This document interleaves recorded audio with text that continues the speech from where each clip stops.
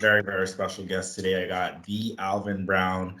Alvin Brown has a very significant name in especially in the bodybuilding community, and I think athletics and just treatment. I know you specialize. Well, I don't even know if I should say specialize, but you have so many hats that you wear, from mental health and awareness to the body as well. Osteo. I don't know if you still have your RMT license and it's not chiro but physio, right? Right. Yeah. Like it's osteopath, but that Osteopath. covers so many bases. Yeah. Yeah. I'm actually interested in osteopath too. I think we talked about that, so it's going to be really interesting hearing some of your kind of insight on everything. Looking forward to it. Meeting. Well, before I even met you, my coach at the time, Ronaldo Gary, had told me about me. Just told me some amazing things, and then I just kind of heard about you throughout the industry so much, and some of the people that you've worked on: Ronnie Coleman, Jay Cutler, all these big names. Ben Pekulski as well. Sorry? Yeah. Ben Pekulski Yeah, as Ben well. Pekulski. Yeah. Fuad. Just all these Yeah. Fuad, yeah. I know you've told me stories too about like when I've had treatments with you. Can you tell me first, for the people that don't know, osteo can be such a I think it's really misunderstood. Do you want to just tell people in layman's terms and advance what exactly is osteo, how does it work, and how really the benefits of it? Well, yeah, osteopath. So myself personally, I look at myself. The reason why Mike is having a little bit of struggles telling you what I do is because I appreciate that he's having struggles telling you. Marketing wise, it's not the best way to present yourself because a confused buyer never purchases. But in my case, I'm an artist. I look at myself as an artist. And when you walk into me, I don't see you as a soft tissue. I don't see you as a joint. I don't see you as a muscle walking in, as a car. I don't see you in a box. I'm an artist. So whatever it takes my goal is to get you as a human being to perform at the highest level that you can perform, mind, body, and soul at the end of the day. So osteopaths, I heard about them when I first started. So I came from an athletic background. I thought for sure school was not in my mind because Mhm. everybody around me, I came from a low socioeconomic background. My mom, single mom, 5 kids, Jamaica, the whole 9 yards. So no one before me ever went on to school. So I never thought school was a thing. I was going to be an athlete. I was going to be Olympics and then turn pro as a martial arts boxer, whatever. All I knew is I was going to do that. But then when reality hit, as it does in, Canada, back then it was a difficult place to turn pro and do all these things because we didn't have the same level of competition, same level of resources. So anyways, as my time was coming close to ending, I was starting to look at getting a family going. I was in my early 20s. I was like, okay, I got to find something to do. And obviously, as an athlete, most athletes turn to health, wellness, physical things. I started looking at, I got into my easiest way in was a personal trainer. I started as a personal trainer working in the big gyms. Didn't like that. And then I wanted more. So that really turned me on to anatomy and physiology. Then I got into massage therapy, and massage therapy blew my mind because I always say that massage therapy, it's getting better today, but back then it was just used as a luxury. And to me, it wasn't a luxury. It was literally, you learn anatomy, physiology, Yeah. neurology, you learn all the ologies, Hmm. right? Pathology. And I thought, wow, I was sitting in the back of the class going, all these things I was going to do with this. And so I started hearing about osteopaths. They were just little sprinkles there were these legends that, whoa, this mystic healers, and I never knew any of them existed because at that time my college wasn't in Ontario yet. They were Yeah. actually in Montreal. Okay. So osteopaths, though, what they do, to get back to your question, what they do is they do an integrated approach. They look at the joints, the muscles, the fascia, something called a cranial therapy, which is the bones in the cranium, how they come together and create the head. And obviously inside the head is the main computer. And if the connective tissue is what keeps everything together. So if that connective tissue is tension and strain from the rest of the body, the cranium won't work right, your nervous system won't work right. it'll affect so many things because the cranial nerves feed so many things. So anyways, cranial therapy is this idea that you manipulate the cranium to free up the tensions off the fascia, which takes the tension off the nerves, which enables the body to perform optimally. So I love that idea that they don't treat, in osteopathy, they don't treat symptoms. They go for cause based. It's very focused on cause. Hmm. So I love that. And that's another reason why another thing I studied was acupuncture and Chinese medicine, because Chinese medicine is kind of the same philosophy where they don't focus on symptoms, or they look at chi. How do I embody, how do I boost your chi so your body can heal itself? Same kind of thing as osteopathy. Osteopathy believes, how can I free your body of tension so it has the wisdom, your body has the built in, the default. It's your body was created for perfection. It's always aiming for perfection. Something gets in the way, and that's our job, is to remove the thing that gets in the way. And because we don't have to be smart, the creator's already done that genius work. All we got to do is be smart enough to remove what's blocking it and let it do its job. So osteopaths, that's their big focus, is how do I integrate all these things? We look at organs, we look at muscles, fascia, connective tissue, nervous system. How do I integrate all those things together, enabling your body facilitate the healing process? And so that's kind of where I come at the table, is when you come to see me, I'm looking at your nutrition, I'm looking at your nervous system, I'm looking at the mindset. Taking a Because more a holistic approach. completely holistic approach, completely. Can we talk about what holistic means? Because I know that's a Yeah, term that's thrown around a lot and it's used a lot. And I think it's yeah, a really good term, but I just think that as a whole, yeah. holistic is just misunderstood. Can you explain what Uh, that means to someone who's unaware? yeah, true. Very, very, very, those are facts. You know, so many words today have been thrown around. I mean, so holistic. I mean, there's so many words thrown around, but you're right. Holistic, in my version, is treating the whole person. So when you come in, as I said, you don't walk into me as a spine, or else every modality that treats the spine would have you fixed. You walk in as the emotions, you walk in as the meridian, you walk in as the nutrition, you walk in as the chemical, you walk in as the whole person walks in. The entire Robin Strand walks into my office, not a piece of him. All of him walks in. So my version of holistic is, think, even if I don't know it, I'm not saying everybody should run out and study all these things, but even if you don't know these things, you should know of them in order to direct the person to who you feel. You become the quarterback. You should direct the person who you feel. If you feel that that person's stuck 20 years ago in a traumatic experience, and that traumatic experience is holding them from healing, you should be able to have a resource that guides them to who you think they need to go to next to get that help. So as you say that, that raises another like interesting question. So I walk into you as Mike, the whole, right? The Yes, person with you got all it. of my problems, all my All baggages, of all it. my stress, all my injuries, all my my lifestyle. Um, how do you like? I know what you're. I get what you're saying, and say Yeah. in saying that, okay, there are different people that you need to be directed to. Is there a way that me as a person, I can recognize that and say, okay, you know what, I need, like, what's the difference? I guess in general, I'm trying to say, like, what's the difference of, like, how do I know I should be seeing an RMT or a chiropractor or an osteo? Is there a way for me as just the typical, gym goer or whoever, athlete, whatever the case may be, how do I kind of identify that within myself?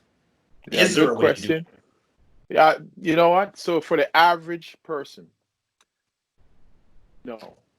Mm. Why? I'll tell you why. We spend so much time trying to pay our bills and in our head that we don't have, we, most of us are disconnected from our body. And we focus on, if it's not broken, we don't try to fix it. Right. So it's a difficult question to say you're going to wake up tomorrow and say know exactly what your body needs. And most people are in denial. They don't think. Today we've been, since centuries ago, we've been taught there's a separation between mind and body. So it's very unusual for somebody to think, that 20-year ago trauma that I went through has something to do with my lower back pain right now. Hmm. We just don't make that connection.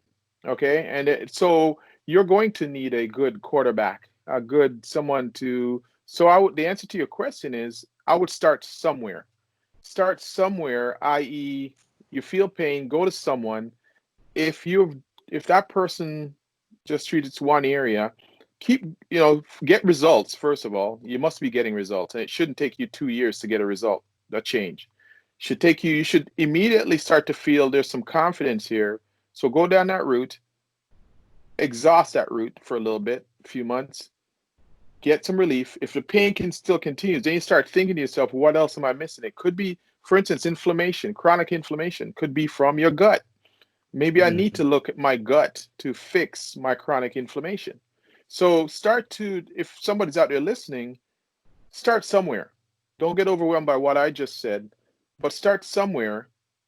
Pick that person's brain, see how they think. If they think in a box, then just use them for their strength in that area, and then start looking around and get a bunch of people on your team. Get a naturopath, get a chiropractor, get a therapist, a massage therapist, an osteopath. Build your team. You should even be seeing a mental coach, whether it be a psychologist or some, it doesn't have to be so technical as a psychologist, psychotherapist. It could be a great NLP coach, neuro-linguistic programming coach. Right. Just if you're busy working in your job at the bank, don't go to use your coverage, go see somebody, build yourself a team. Right. But too many of us are disconnected. That's why I say, when you say the average person, I doubt it, only because we're too busy worrying about COVID. We're too busy worrying about our bills. We're too busy stressed out to stop and pay attention. I mean, it's interesting you say that we're too busy too, because like, as you said, like if you work at a bank, you have these benefits. I know I used to actually work in a bank, and how many people, I could tell you there's countless amount of people that have these benefits, and I would say, well, this is hurting. Why don't you go see someone? And they're like, well, I'm busy. And it's like, man, this is free money for you. This is free money for you. That's And right. some of them will wait till the end of the year, and then they're just going for the sake of Piling up. going. And Yeah. I'm just like, that's not a, now you're just compressing it into a short period of time, trying to use it when you may not even need it, right? And it's ineffective. It's ineffective, right? It's ineffective. Yeah. Okay. So that brings me to my next question then. So we talk a little bit more about like pain, but what about like the recovery aspect and fixing? So what about more of the recovery aspect? Is osteo something that you would use more as like a rehab, like a to fix things, or is it more retroactive or proactive? Okay, so there is no therapy out there that'll fix anything by itself. In my opinion, it does take you and being involved in the process. So when you walk into somebody, see, my goal is to remove restrictions that are blocking you from healing, and let your body do the rest. So that means that when you leave me, I'm only putting you back in. I'm only getting your biomechanics right. But either you're going to go back to work and sit in the same way you sat, you go back and lift and bend and turn the same way. I got a dental hygienist who always leans on the left cheek and turns and twists to do her job for the last 30 years. So they're going to go back and do the same thing. So I don't believe I'm fixing anybody out. I'm not, I always say this, you never look at my card and see, Jesus on my card, right? Because at the end of the day, I'm just, exactly. I'm just doing miracles in here. No, people could tell you that. They'll pump your brakes and say, wow, that was like a miracle. But in reality, the work comes after. I just put you back in alignment, and I'm counting on the body, or I remove the block. I'm counting on the body to do its job. But that means, so the answer to your question is, the therapist should be versed either, again, if they don't know. I'm not saying everybody should know everything, but if you don't know, you should have a good manual structural rehab therapist to work with, or yourself, or direct them to some YouTube videos, which I do often, because I didn't have the time to stop and say, let me go through these stretches with you. And so it's great. They have resources out there that now they can go. Or here's a little bonus for anybody listening who's a therapist. Go to get your YouTube channel where you do all rehab on there and send your clients there as an added bonus. So Hmm. You know, with common exercises that you often refer to, because you know we don't have time at the day to sit and make sure your technique is right when you're stretching, make sure you're Hmm. holding, and then people often leave and do the thing wrong. You know, they Yeah. can't remember how you did it. They come back with some weird thing that you didn't, what, where the hell did you get that from? You know, but so yeah, so I would say the answer to your question is rehab is key, because this human body is a patterned mechanism. We learn patterns in our life every day. We repeat the patterns, and it's wired into our nervous system to behave in this pattern. So it's important that we change the patterning, because you Hmm. walk a certain way, you lead with a certain legs. You know, that's the side you lead it. You like to lean on this side. We are repetitive beings. We learn patterns and we continue those patterns through our lives. So what you would do for someone is you would take away that barrier of what's Yeah, causing that negative pattern. You would start by that's right. reinforcing that positive pattern Yeah, with what you're doing, manually on that person. functionally. Right. But it's important that the person takes that and continues with their own training of it. So That's being right. more aware, when I'm leaving your office, I would be thinking, what am I aware of now that I wasn't when I first came in? And okay, That's Alvin right. showed me this and he changed this, and now I Mhm. feel this way. So Right. it's important to what I did, from my experience, what I found to be extremely important when we worked together was Right. going in there and having notes of the things that I was kind of the errors in my body or my Yeah. biomechanics, and I was trying to be aware of those. So I would take notes, and then I Yeah. went into you and I told you all the things that was going wrong with my training and my body. We Yeah. would, we went through that session, and then when I left, Yeah. I made notes of all the things Yeah. that felt different. And then when I Yeah. went into the gym, I was aware of those things. Okay, Yeah. now I'm But feeling this part of my body, and this isn't hurting anymore. How am I training? That's all really important stuff, I think, for people to take from this. So, like you said, Robin, I'm gonna tell you, you are rare, 1%er. That doesn't happen often. You're no, a it's 1%. it's a process. Yeah, you're a Yeah. 1%. Anybody who does Process. those little details are 1%. Yeah. Because people want to be fixed.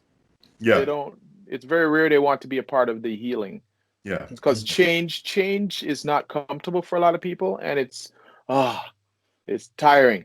It's They don't want work. to change. Yeah. But Yeah. So about Alvin, you kind of reinforced that with your treatment too. I know when I saw you, you would say, "Okay, well, like try and do a squat now. Let's mhm. see you do this," and then you test Yeah. before and after to Yeah. see like, okay, what's happening, what are the changes, right? Yeah. So I Exactly. mean, that testing kind of cues a person to kind of cue into It okay, should. I'm feeling this now. I wasn't feeling this now.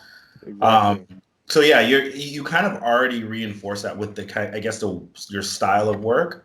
Yeah, Um, and you know that what you just said is the funny thing is I could do that, and the reason why I do that is because of what you just said.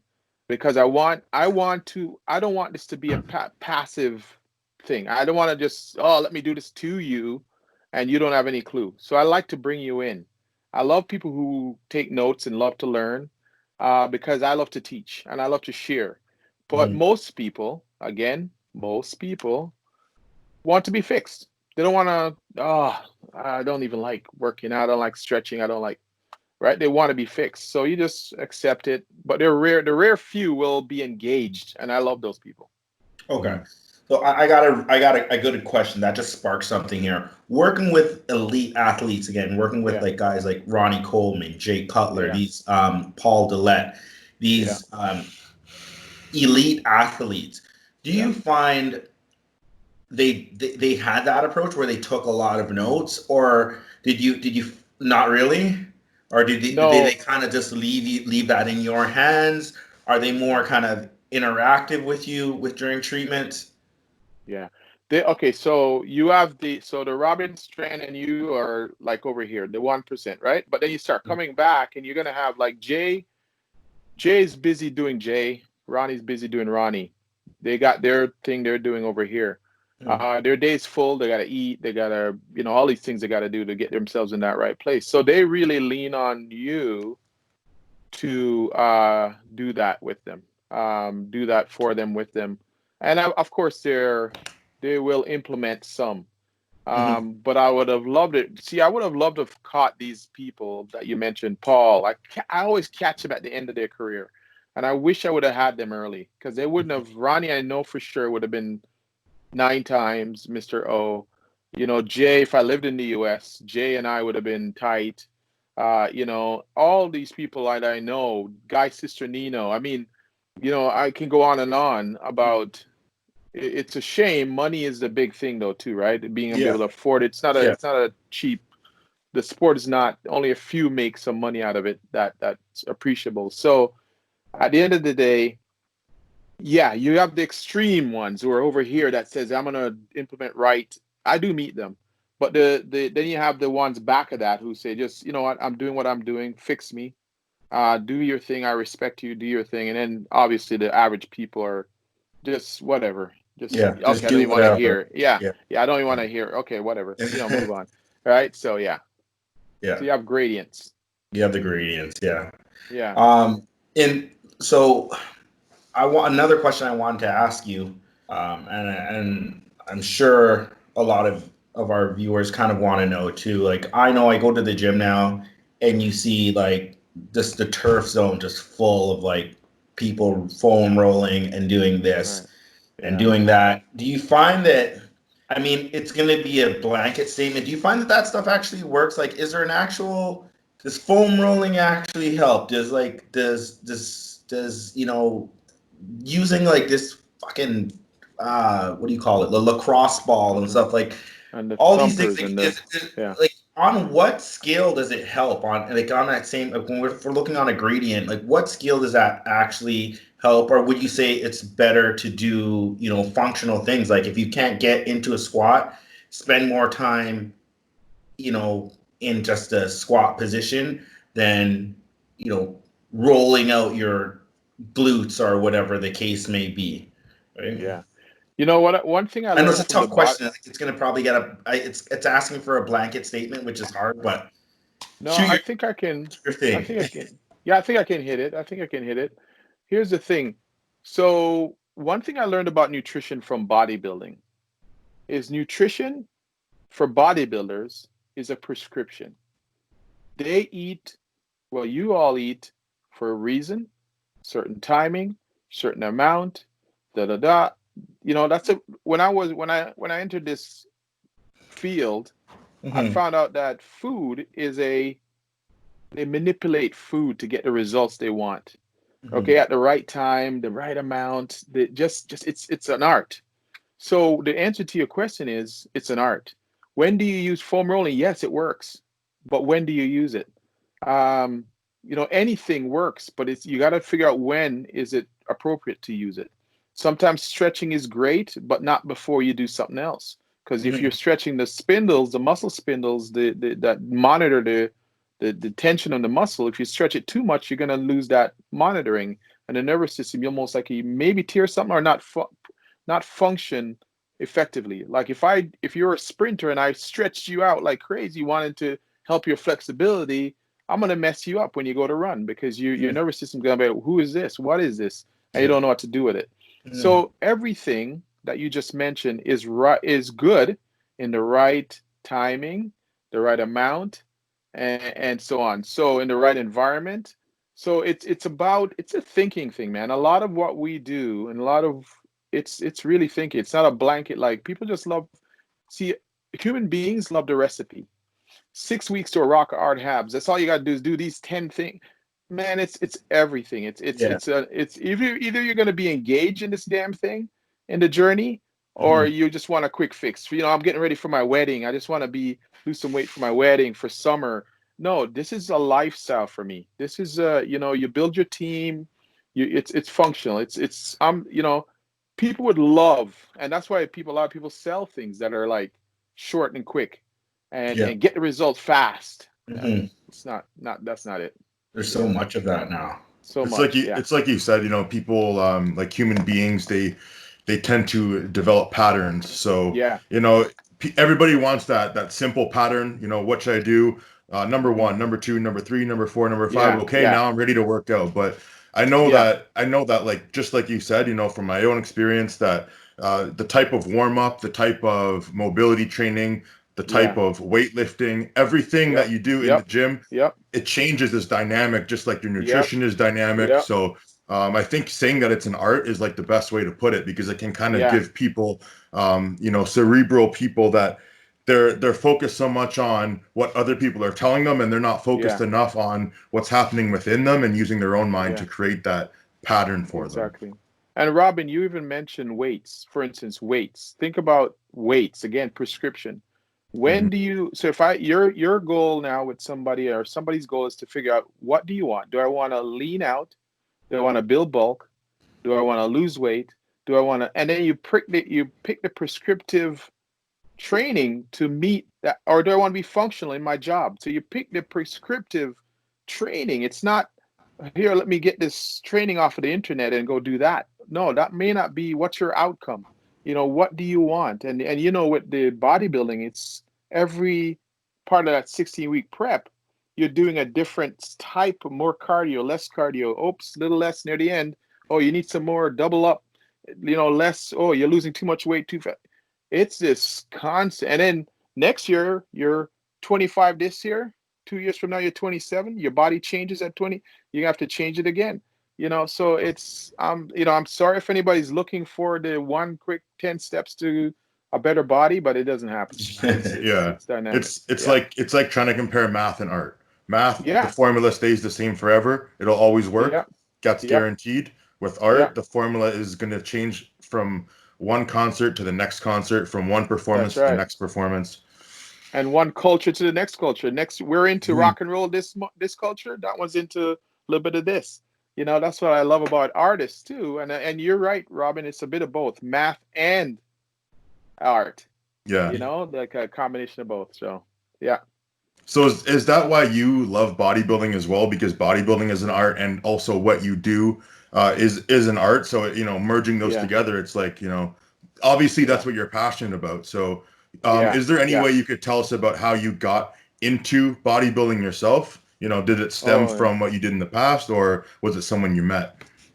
Yeah, 100%. Bingo, the last one. Someone I met, and I got to give a shout out to him, this guy named Valerio. I had Valerio come in, Valerio Mascarello. Big Val. He came in, Big Val, 1996, 97. He came in as I asked one of the students in the massage college to bring in an athlete so I could show them this dynamic approach I have. And they brought Val in because he was prepping for the Canadians or something like that, Ontario's. And he brought him in, and he was so impressed with what I did with him that and it's my luck, he's a mouth. Val just knows how to connect. He happens to know pretty much everyone at that time. At that time, he knew, like, you name it, he knew it. I've met pretty much every amateur to pro bodybuilder back in that day. Bob Weatherill, you name it, I've met them all. And he kept bringing in people into Toronto. Joe, like Ronnie Coleman showed up at my house, and here comes, Jay Cutler, and I met, just keeps going on and on and on. So Val was my lucky break that enabled me to get into the bodybuilding. And I got to tell you, I didn't look at bodybuilding as a sport before that. And a lot of people will say that, oh, it's not a sport. But once you get into it and know what it takes to get to that stage and to look perfect on that hour, not even that day, the hour that you hit that stage, you start to go, okay, all right, so this thing is more than just lifting weights and meathead and, whatever else people have. It's actually very technical. It's very technical, right? So, so that's how I kind of got in. I got in through knowing, it's always, now I realize as I get older that your network is your net worth, right? It's who you know. Yeah. So. There's another I guess modality that you have, our practice that you're using now, the EBRT.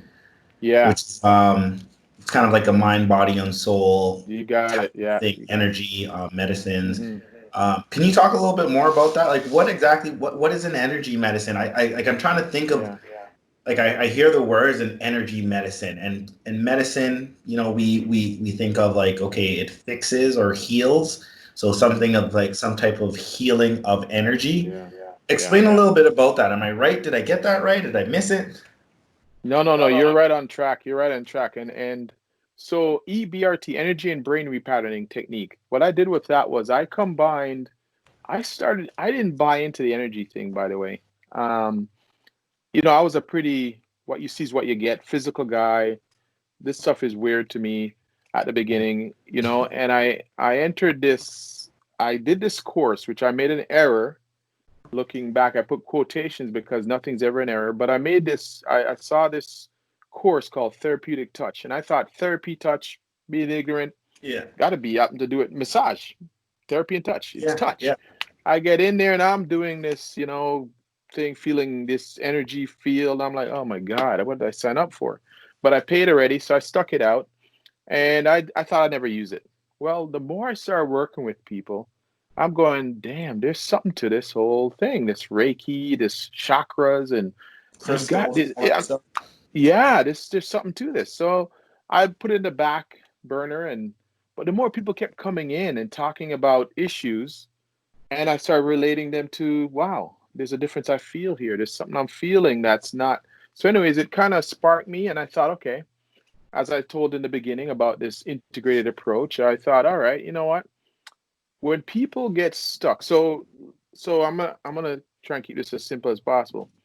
Everything is energy. Everything. Okay? My voice is literally just a bunch of noise, but it tickles some follicles in your eardrum. They go to a part of your brain that transfers those vibrations into meaning, sound. Your brain deciphers the vibrations into, if you speak English, it kind of make computations and tells me what the hell I'm talking about. It also puts it in context. There's so many things that happen in a second. Okay, so that's energy. Light, the color of your shirt, Robin, and the color of your hat. Those are different wavelengths of energy. But your brain again deciphers that into colors, but depending on how fast or slow they vibrate. Mm-hmm. I mean, so go on and on. There's a ton of examples about how we transmute. So, for instance, we were talking about the body, the sense of touch. You have receptors in your fingers, in your joints, to tell your body where you are in space. That's all energy again. So, anyways, so what I find is that when you go through an experience, a traumatic one or not, we code the experience into meaning. And if you keep thinking about that experience and it's heavy and negative energy, say you lost something got lost in this accident, and you lost a chance, a career, or someone, it'll be there. That energy needs to be dissipated, and if it doesn't get dissipated, it starts to resonate somewhere in your body. So that chronic pain that you feel somewhere could be related to something else, that you are trapped in that moment. So anyway, so that's energy, the brain. So what I do with this energy and brain repatterning is I go in and I deconstruct the memory you had through NLP and give you a different reality, because everything's all how you look at it, right? That's how we code it. How we look at something. 3 of us could be going through the same experience. COVID, for instance, it's gonna ruin a lot of people, and everything going on right now. A lot of people won't make it out mentally. They're gonna get themselves. But some people are gonna put it in perspective and kind of get out of it and still be okay. So it's gonna create. So, anyways, my job is to go in with the NJ brain planning is reconstruct how you're looking at your reality, and then put it back into the nervous system. Once you change the way you look at something, everything changes, right? And that's the whole idea. So in layman's terms, let me get this then. So basically, a feeling can cause pain in the body at a certain place, right? That feeling could be anchored to a time or place or something that happened, and when you have that feeling, or when you see that color, or when you see that person, that pattern again, that energy is sent to those same neurons, those same pathways. Oh, my back hurts all of a sudden now that I'm seeing Robin because of that time we trained back. That's right. And he fucked up my back really bad. Right, exactly. Right? And he didn't, and he didn't even acknowledge it. No, he didn't acknowledge it. That's the type of guy he is. He so just you're pissed. Working. Exactly. But yeah, that's exactly it. That's exactly how you explain it right. I had somebody just recently, a couple of days ago, said when this person left, they separated. When this person left, my pain went away. Wow. Okay, because that person was creating. Because you got to remember something. When you're thinking negatively, your body doesn't give a rat's ass what the stimulus is. It just knows how to react. And if you're thinking negatively about that thing, it's getting you ready for what? Fight, flight, or if it's too overwhelming, you go into freeze. Okay, so whether you're thinking about the bills that you can't pay, it doesn't care. Its job is not to decipher and sort through what you're thinking about. Its job is to react. It doesn't care what your perception is of the bills. Okay, I'm getting a signal. We don't have time to work it through here. This might be a dinosaur. Let's get ready. Boom. Next thing you know, you're lifting. You got to fight with your partner or your business partner, and you're lifting and you're thinking about that. The muscles are already tense. Boom, one lift and you put your back out. You're going, I don't know, I didn't do anything. Well, you didn't clear your mind before. It's interesting, like you mentioned, like neurolinguistics before, because I think that can tie into this. Whereas there's a difference between emotions and feelings, if that makes sense. Like, so an emotion, is that chemical reaction, or feeling, whatever is that chemical reaction. But then you can tie a feeling to an emotion, right? So let's say, every time before I go on stage, I can say, like I start getting like really shaky or whatever, that's that feeling. And I tie it to, oh my God, like I'm about to go in front of these people. I don't want anything to happen, or I don't want to screw up, or I don't want to like cramp on stage or something. But that emotion is just tied to that feeling, and you can reprogram that emotion to that feeling. So that feeling of like my hands getting like shaky, or that nervousness, I can reprogram that to, okay, that just means I'm getting ready to fuck shit up right now on stage. That's right. Yep. Exactly. So it's interesting, like that neurolinguistics, like you said, like programming and the cranial, there's a physical way to do that, as well as auditorial or visual, right? Yeah, you got it. There's three main drivers. We're three kind of people. We're auditory, so things you hear, that's how you drives you. There's things you see, that's what drives some people, and there's things we feel. So, again, athletes tend to be kinesthetic, they ritualistic. That's why some athletes, they're so ritualistic, they never change anything, because they know that it changes their mindset. If they're not having this food on this certain day. I know some swimmers who used to they never shaved down until the day off, because they like to feel like it's new skin entering the water, things like that, right? Yeah. That's really cool. Yeah, no, and they'll put on left sock, right sock. If they change it, see, here's the thing. As I said, we're all patterns, right? If I won doing a certain thing all the time and I go and change it, my brain won't know I'm actually competing that day, and it's gonna mess up my brain.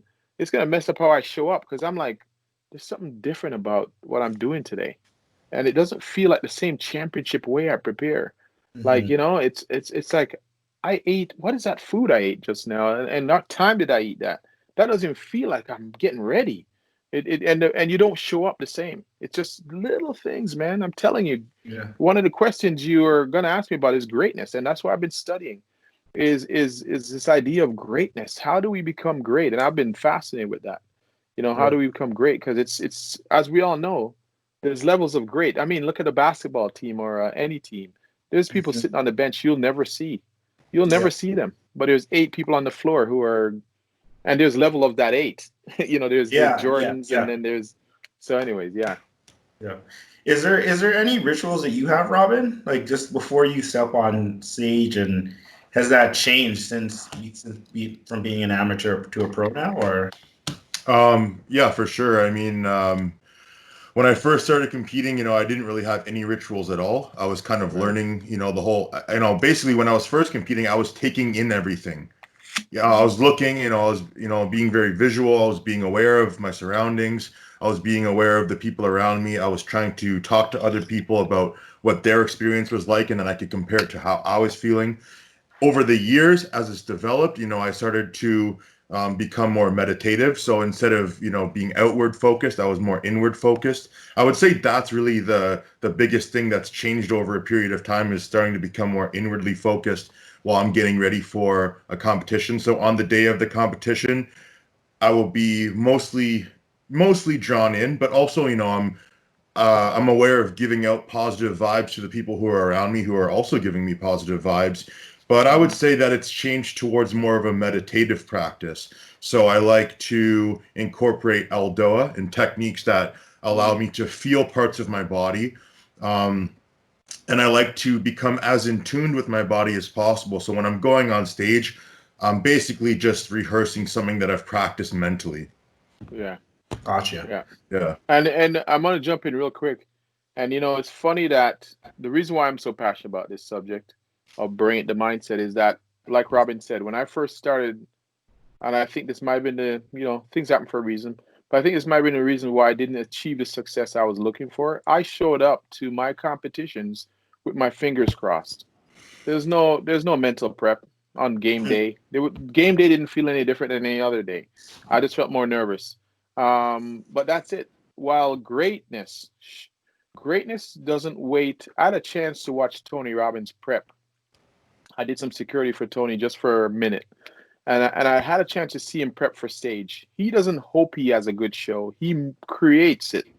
And so that's a big difference. Amateurs will show up and fingers crossed like I did. Pros create it. So that's why they're hard to beat. They create a good show in their head first, and then the rest follows. It's funny that you said that. I had that exact experience, and that's kind of like my ritual now throughout my prep and how I prep for shows now. And the story is, like, I was prepping for the show, and I just wasn't really into it. I wasn't really invested. I was just kind of going through the emotions, and I think what was throwing me off is just nerves. And I had somebody that was working with me at the time. We were just talking, and she says, "Well, like, what's the end result for you? Like, how does it look?" Right? And she says to me, like, really, like, how does it look? Like, let's picture like every last detail. How does it look like when you get handed the trophy? What's that feeling that you're gonna have? Is it gonna be relief, or is it gonna be more just excitement? Like, what's that feeling? And that question just started a snowball of, again, visioning what that end result is. Yeah.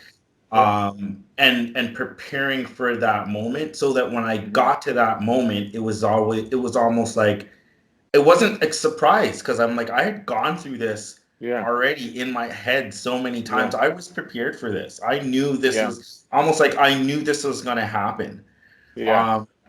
Well, there's a great quote that says, winners believe it before they see it, while amateurs will have to see it first before they believe it. Right? Yeah. So there's Kai Green has there's this speech that he made, and he says it's something like, it's confirmation. Like, all those times that I trained, all those times that I did this, all the times, like, this is the proof, like, it happened. So, and I kind of said the same thing to my coach at the time. I'm like, you know what? I don't have to have that feeling anymore, because I know if I do the work, if I just bury myself in the work and I do what I need to do, things will happen. Right. And not to be focused so much on the outcome during that process. Focus on the process and know, like, okay, that's the outcome that's going to kind of I'll get there. Right. Yeah. I want to put my thought in on that. What you just said. I do have a hard stop at 2:00. So I also want to I want to give Alvin a chance to give us a little bit more information about how we can reach him if we want to work with him. Yeah. But just like you said there, I think it's really important to kind of bring it together, in a way to communicate the fact that when you're going through those periods of struggle, what will really make you, a champion at the end of the day is being able to go back, like you said, Mike, and like you said, Alvin, go back and visualize and get that feeling of being on stage and what you want to feel like. Do you want to feel like a winner? Do you want to feel like a champion? You have to ingrain that before you're on that date, before you get to that point, so that can become a reality. So when you're 16 weeks out, when you're 15 weeks out, that's the time, if you haven't already started, to start going back into your training, going through those points where you suffer, and then visualizing it. 100%. And there's a technique to visualizing too, but we'll talk about that later. Absolutely. Well, I would love to continue this talk, and talk more about visualization and meditation and all that kind of stuff. So we may have to have you on again if that's okay with you, Alvin. That's okay. Just let me know. I'm here for you. Okay. So do you want to just tell the people how they can reach you, your Instagram, kind of how to reach you? Yeah, for sure. Okay. So there's a few ways. The website, the Center for Healing and Peak Performance.com, and that's center with a RE, a Canadian center. So the Center for Healing and Peak Performance.com. There is journeytopersonalgreatness.com, which is a book I released in 2015. That's more of my coaching and my peak performance side. The Center for Healing is all my manual therapy and what I do. And there's podcasts, Journey to Personal Greatness podcast, which I interview guests, many guests on that. Design Your Exceptional Life. There's another podcast that I do. And finally, there is the Instagram. Alvin.b.brown is my slightly personal / business, but Journey to Personal Greatness and the Center for Healing are my other two. So, and you can catch me in different spots. Your practice spot, or where you practice out of, is in Pickering, or not practice out of. Your spot is in Pickering, right? Yeah, my spot is in Pickering. I'm working. I've dabbled with Toronto locations, but not with this COVID thing. It's really got me tentative about bricks and mortar, So, anyways, but if someone connects with me, I've got a Toronto location I can treat from too. So. Okay. And you also have a book. So if anyone's interested in purchasing your book, they can do Amazon, that through the website. Okay, through Amazon. Yeah, Amazon, Barnes and Noble, Books A Million, and Chapters Indigo Online. Okay, so we'll put all that information. We'll put your website down below, and all the ways to contact you, as well as how we can purchase your book. Awesome. Okay. Appreciate it, guys. Thank you so much for joining us. This concludes another episode of Buried Under the Bar. We'll make sure that all Alvin's and all of our information is, again, below in the caption. Thank you so much again, Alvin. Thanks, Alvin. Thank you, guys. It's good to see you. It's good to see you. And too. Really good conversation today. So thank you very much. Awesome. Love it. Anytime, guys. All right. Have yourself a great day, and we'll definitely connect again soon. You got it. Peace. All right. Peace, guys.